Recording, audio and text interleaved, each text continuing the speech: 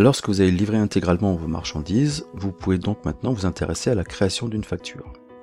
Alors pour rappel, dans un document de type bon de commande, pour lequel les livraisons ont été réalisées, vous avez au fur et à mesure des différents états que prennent les documents, des colonnes qui s'ajoutent. Au départ, vous aviez les quantités commandées. Voici maintenant la partie quantité qui a été réellement livrée. Et vous voyez une troisième colonne qui apparaît, qui est la quantité qui sera facturée. Donc logiquement ici, dans notre future facture, nous devrons donc avoir 10 quantités de buffet S2 portes facturées, ainsi que 5 quantités de commodes Nord 3 portes. Pour créer votre facture, cliquez sur le bouton Créer une facture.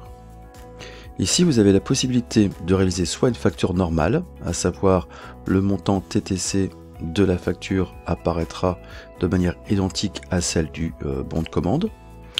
Et dans l'hypothèse où votre client a déjà versé un acompte, soit en pourcentage, soit en montant, vous pouvez donc choisir l'une des options ci-dessus.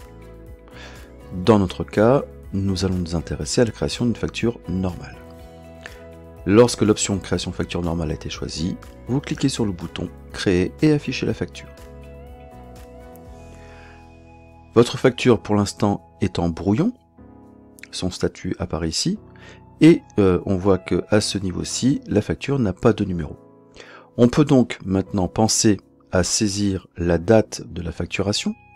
Pour cela, vous cliquez sur le bouton Modifier, et ensuite vous choisissez la date de la facturation. Alors, la livraison a été faite le 27, on peut donc facturer uniquement à partir du 27. La date d'échéance et paiement immédiat sont les conditions de vente. Le journal de vente par défaut est mentionné. Et vous voyez ici que la quantité qui va donc être facturée, c'est bien de 10 et de 5. On voit déjà apparaître au niveau des deux articles le compte comptable qui sera donc utilisé pour le fait de matérialiser la vente. Nous reviendrons après sur la création de l'écriture comptable.